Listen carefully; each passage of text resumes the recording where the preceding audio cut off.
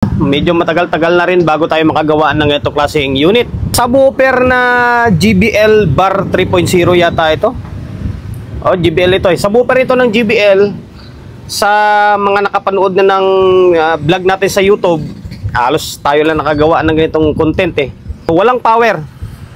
Subwoofer ng JBL na walang power. Shoutout muna sa may-ari nito na pinagkatiwalaan tayo na gawin yung unit nila. Ngayon, pakita ko sa inyo na wala siyang power.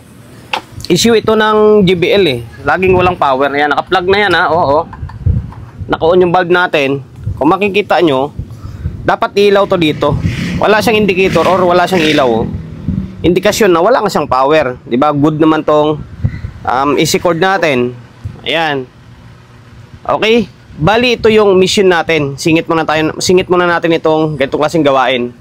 Na sana magawa natin. Ang gagawin natin dito is i-convert natin from SMPS na supply to transformer type na. Okay, baklasin natin itong mga tornilyo niya para mas mabilis yung video natin. Ito yung supply niya. Hindi, napansin ko, parang iba na. Dati parang lata pa ito. Ngayon plastic na lang siya. Ito siguro yung mga uling labas ng unit ng JBL. Bali plastic na lang. Okay. Sunog. Hindi, may mga nagko-comment or may mga nagsasabi na pwede naman daw ikuan nito 4 wires. Oo, pwede naman i-4 wires to eh. Kaso nga lang sa tingin ko hindi tatagal. Kung nasira nga ito eh, lalo pa kay 4 wires mo. Ang pinakamagandang gawin dito is i-convert siya ng transformer type. Okay, ngayon ang ipapalabas natin na supply dito ay 36 eh. Makikita nyo may nakasulat na 36 oh. Ibig sabihin, 36 volts yung secondary niyan. Okay, 36. Pag sa chopper ng isang SMPS, may nakasulat doon na code. Ayan, kapag 36, 24, ibig sabihin 24 volts yun. Kung 36 ito, 36 volts ito, yung out niya. Okay, ngayon magpapalabas tayo ng AC na pasok sa 36 volts. Okay? Bali ang ipapalabas natin nasa 24 volts BAC. 24 volts times 1.414 equivalent nun ay nasa around 34 volts. 34 volts BDC. Huwag nating isagad ng 36 kasi minsan tumataas yung voltahe, bumababa. Di baling bumaba tayo ng konti ng 36. Huwag tayo mag-excess kasi pag tumaas yung voltahe, baka lumagpas naman tayo ng 36, di ba? Kaya doon lang tayo sa may 34 lang. Yan, tama lang yung voltahe na 24 volts BEC na ipapalabas natin.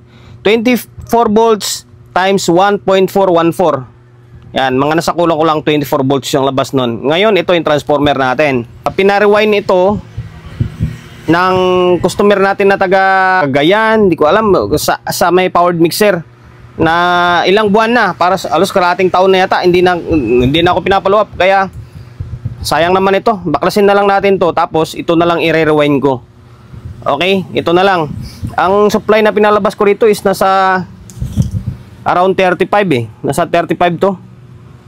35 o 38 ito. VEC. Ngayon, ibabawasan lang naman yan. Babawasan lang ng ikot. Tapos, ipapalabas lang natin ng 24 BDC lang. Tapos, iparallel natin. Okay? Nabadbad or binawasan ko na ng winding. Tapos pinagsabay natin tong dalawa para mas tumaas yung amperahe niya. Yan, dalawa pinagsabay natin ha. Ito. DB audio pala to, copper pala supply nito. 34 binanggalingan niya. Tapos tinaas lang natin kasi yun nga yung pinadagdag sa atin sana. Kaso hindi naman kinuha to eh. Certain sana dito, pure copper oh. Ngayon, ang pinalabas natin ay paano kaya ito? Paano kaya? Teka lang ha. Nakakuha na yan, naka-plug na yan. Kasi nga, one man game tayo eh. Naka-range ng 250 yung tester natin. Kapag 250 AC, ito 25 ito. Yung bilang nito is 25, 50, 75, 100. Okay, tapos kada guhit niyan is 5. 5, 10, 15, 20, 25. Yan. Ngayon, naka-plug na yan doon. Tingnan nyo kung anong kalabasan niya. Yan, 24 ah. Nasa 24 siya oh. 5, 10, 15, 20. Oh, 20. Halos magti-24 yan. Okay. Ngayon, working na yan. Taas ng amperahe niya, no? Kita nyo, dalawang wire pinagsabay natin, no? Ngayon, mag-aabang tayo ng wire. Abangan lang natin ng wire. Ito siguro pwede na to. Kaso baka mamaya hindi naman umabot. Kailangan yung umabot yung winding para hindi tayo mahirapan ng wire mamaya. Okay, pwede na to. Abangan ko na lang ng wire. Tapos yung maliliit pala, tinanggal natin tulad ng 1717 niya. Tapos ano pa bang ibang voltahe dyan? Basta yung mga maliliit, tinanggal na natin. Nasinta na natin. Medyo nahirapan lang tayo. Ngayon, binaklas ko na yung speaker dahil nahirapan ako mag-siksik dito. Yan, tinornilyo natin yung transformer. Okay, kung paano connection yan, easy. Yan, yung easy, siyempre dito pa rin tayo dadaan. Dito pa rin dadaan yan. Tapos, papasok dito. Yan, papasok dito sa may AC ng transformer natin. Tapos, kinating natin yan. Yan, kinating natin para wala nang dadaloy na kuryente dito. Diba? Yan, pinutol natin yan. Sa mga nakapapanood na ng video natin ito sa una, halos same lang din naman proseso. Yan, kinating natin, papasok yan dyan sa may transformer natin. Tapos, secondary niya, ito. Ngayon, ito na lang yung ginamit ko na diode. Dito na lang. Kasi may diode naman to dito. Ito, diode din to eh. Out ito ng ano ba tawag nito, ng chopper. Yan, papasok siya dito. Masusundan nyo lang. Yan, kinater din natin yan para wala na rin babalik na kuryente doon sa kabila. Yan, kinater natin, dalawa. Kasi nga, split lang naman to. Ito, AC. Yan, AC. Tapos, papasok yung isang linya, diretso lang yan, negative. Yan, diretso lang siya dito. Tapos, papuntang out na yan. Ito, out na to. Yan, tapos, yung AC, papasok dito sa may diode to. Ito, diode dito eh. Okay, diode dito. Tapos, out nyan, papunta din dito sa may capacitor na positive. Yan, kasi nga, naka-split lang tayo. Ngayon, nakaparallel itong isang capacitor naman. Ito to.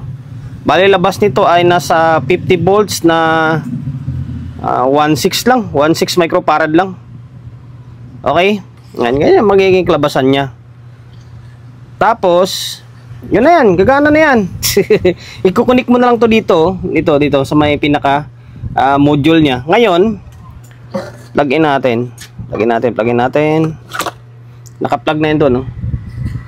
Plug natin dito. Plastic naman to eh. Wala pang indicator yan kasi hindi pa natin kinabit. Sukatan na lang natin yung voltahe niya kung may voltahe na pumapasok or lumalabas pala. Ito, negative out. O, ayan o. Ilan yung voltahe niya? Lagay natin sa 250 para mas madali basahin.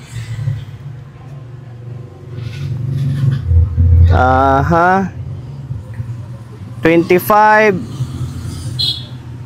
30, nasa 30 volts. Yan o. Pwede na yan. Mas mataas naman yung amperahe nito eh, no? 25 plus 5, 30. Okay? Kasi pag taas pa ba yung voltahe, magbabago yan. Okay? Ngayon, may out na yan. Pwesto ko muna kasi delikado din. Balik natin yung ano gagawin natin. Maganda pwesto. Balik natin. Saan natin kwanto? Teka lang pwesto ko muna. Pag ganito na lang muna. Hindi natin may balik to kasi nakaharang dito. Testing lang muna, di ba? O, ayan. Ay, salpak natin. Ito kasi sa speaker to eh. Para malaman natin kung may power siya or wala. Okay, naka-plug na yan. Paano kaya? Pwesto, yan, ganito na lang. Ngayon, plug in natin dito. Ayun o. Pairing na yan, naghahanap na ng kapares yan. Yung soundbar niya, hinahanap na niya. Hinto yan kapag nakasagap na ng kapares or kapiring niya. Okay na, working na, may power na siya. Diba? Ngayon, balik natin. Dito natin dadaan yan, hindi pwede yan dyan. Okay? Gusto na natin. Nagdugtong tayo ng wire. Alanganin, hindi pala abot dito kapag nakapwesto na yung board. Okay, ganyan siya. Naitali na natin ng maayos. Para wala lang nagbago. Testing muna natin ulit bago tornilyo lahat-lahat. Okay, ayan oh, nagbi-blink-blink siya oh. Oh, di ba? Yan natin kung umiinit. Yan naman. Dito sa heatsink niya. Hindi pa yan iinit kasi hindi pa gumagana. Okay, balik natin yung speaker niya. Na-tornilyo na natin lahat-lahat, pati yung speaker sa ilalim. Ano siya? Tornilyo na. Ayan, isang testing pa ulit bago tayo mag tapos. Oh, ha? Ano? Hanap pa ng kapering. Okay, hanggang dito na lang. Naway nakapagbigay ideya ako sa mga kapwa natin technician na mga video bago-baguhan pa lang. 'Di ba? Sa mga baguhan lang, sa mga master tawanan lang nila yung ganitong klaseng content. Very basic na lang sa kanila ito. Kung paanong mag-convert ng itong klaseng unit na sirain power supply from SMPS to transformer type na siya. Okay? Sundan nyo lang yung video Okay, dahil umabot ka sa part ng video natin na ito, kung ikaw na hindi pa naka-subscribe dyan, baka pwedeng hingi ng isang subscribe mo dyan pinutin mo yung subscribe, pinutin mo yung bell button, tapos select all. Yan, kapag napindot mo na yan, manonotified ka kapag meron tayong upload na video. Nag-upload tayo ng video isang beses, dalawang beses kada araw. Okay, maraming salamat. God bless sa inyo. Peace.